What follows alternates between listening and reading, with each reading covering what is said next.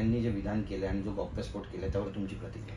नाही, ह्या गौप्यस्फोटाबद्दल पवार साहेबांनी सातत्याने 2014, 17, 19 अशाच प्रकारचे खेळ खेळले होते. 14 मध्ये देखील त्यांनी माननीय देवेंद्रजींना बिनशर्त पाठिंबा दिला. तो प्रफुल्ल पटेलांनी जाहीर केला, तो पवारांना विचारून केला.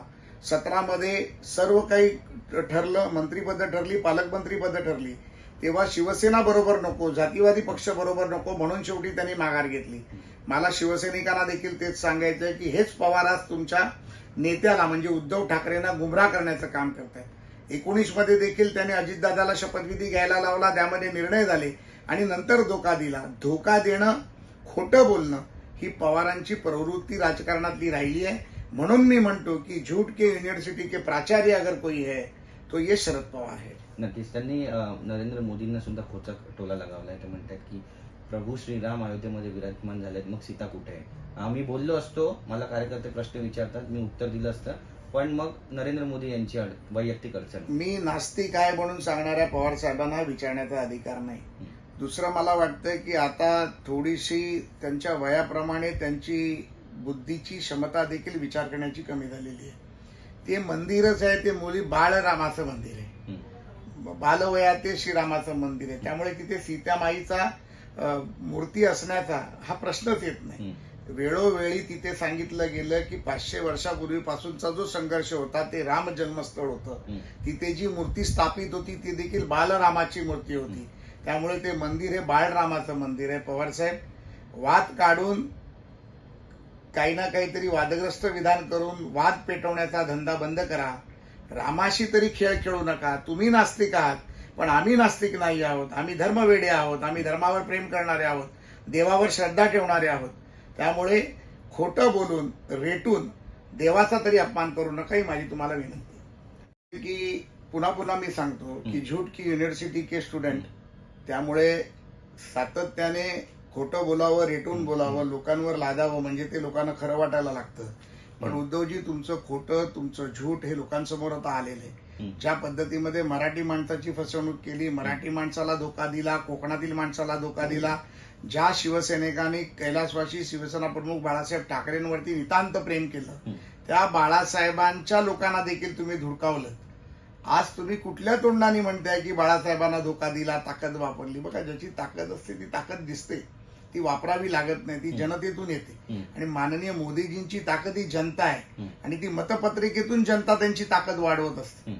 त्यामुळे गेल्या वेळी पहिल्या टप्प्यात त्यांना 280 लोकसभेचे भाजपाचे खासदार आले, दुसऱ्या टप्प्यात 303 येतील आणि यावेळी 370हून अधिक खासदार फक्त भाजपाचे निवडून येतील आणि अबकी बार 400 पार, एनडीए बरोबर 404हून जास्त जागा आम्ही जिंकून येऊ याची आम्हाला खात्री आहे. बाळासाहेब ठाकरे हे आमचे श्रद्धास्थान आहेत. प्रमोद महाजनजी असतील, गोपीनाथजी मुंडे असतील, यांचे देखील श्रद्धास्थान होते. माननीय नरेंद्र मोदीजी असतील, माननीय अमित शहा असतील, यांनी देखील बाळासाहेबांना आपल्या श्रद्धास्थानी मानलं. मला वाटतं की अटलजी, अडवाणी देखील बाळासाहेबांचा तेवढाच आदर करत होते. आणि अशा परिस्थितीमध्ये बाळासाहेबांच्या नावाने पुन्हा एकदा सहानुभूती लाटण्याचं काम जे उद्धव ठाकरे करतायत ते अयोग्य आहे. सर्वेचा राहिला विषय, तंत्रज्ञान जसं वाढत जातं तसं तशा राजकारणामध्ये, समाजकारणामध्ये, जनतेमध्ये, लोकांमध्ये, समाजामध्ये हे तंत्रज्ञान बदलत जातं आणि त्या पद्धतीने आपल्याला देखील ते सामावून घ्यावं लागतं. जो माणूस 2.5 वर्ष घरातून बाहेर नाही पडला, शिवसेना प्रमुख झाल्यानंतर 7 वर्ष घराच्या बाहेर नाही पडला, लोकांना भेटला नाही, कार्यकर्त्यांना भेटला नाही, शाखा प्रमुख, नगरसेवक, आमदार, खासदारांना भेटताना ड्रमगेट टू मेनगेटच्या पलीकडे कधी गेला नाही. त्यामुळे ज्या माणसाला माणसाची माणुसकीच माहीत नाही त्या माणसाने बाळासाहेबांचं नाव घेऊन राजकारण करू नये. मोदी शहानी काय केलं? आज करोडो लोकांची भारतीय जनता पार्टी बनवली. मोदी शहानी काय केलं तर देशातली नंबर 1 पार्टी झाली. मोदी शहानी काय केलं तर जगातल्या सगळ्यात कार्यकर्त्यांची संख्या असलेला जर कुठला पक्ष असेल तर तो भारतीय जनता पक्ष असेल. अहो, तुमचा पक्ष, तुमचे कार्यकर्ते, तुमचे लोकप्रतिनिधी तुमच्याकडे राहिले नाहीत आणि तुम्ही आम्हाला शिकवणार आता की मोदी शहाने आम्हाला फसवलं? मला वाटतं की माननीय नरेंद्र मोदीजींनी 10 वर्षामध्ये देशाला जे सामर्थ्यवान भारत देण्याचं काम केलं आणि 1947 पर्यंत एक बलशाली भारत देण्याचं जे स्वप्न त्यांनी पाहिलंय, कदाचित हे स्वप्न बघून उद्धवजी तुम्ही भरकटत आहात. आजही मी तुम्हाला सांगतो, हिंदुत्वाची भूमिका सोडून ज्या दिवशी तुम्ही सोनिया गांधीला नतमस्तक झाला त्या दिवशीच तुमचा पक्ष फुटला होता. हं. हिंदुत्वाची भूमिका सोडून ज्या बाळासाहेबांनी सातत्याने नेहमी पवार साहेबांना हिणवलं, टीका केली, काँग्रेसवरती टीका केली, काँग्रेस बरोबर जाण्यापेक्षा मी माझं दुकान बंद करीन असं ज्या बाळासाहेबांनी म्हटलं होतं, त्या पवारांबरोबर तुम्ही गेलात, त्या काँग्रेस बरोबर गेलात, तेव्हाच तुमचा पक्ष फुटला होता. मला वाटतं की स्वतःचे दोष दुसऱ्यावर टाकून स्वतःला समाधान मानून घेणं उद्धवजींनी बंद करा. नाही पण की युनिव्हर्सिटी के प्राचार्य शरद पवार जी, हं. पवार साहेब, तुम्ही आयुष्यभर खोटं बोलून लोकांना फसवलं, आयुष्यभर राजकारणामध्ये खोटं चालतं हे तुम्ही लोकांना शिकवलं. आज तुम्ही सांगता की खोटं बोलून चालत नाही. मला वाटतं की पवार साहेबांनी जैसी करणी वैसी भरणी आज ते पाहतायत. हं. बारामतीमध्ये तालुक्यात गावागावात बैठका घ्याव्या लागतात, ग्रामपंचायतीत जावं लागतंय.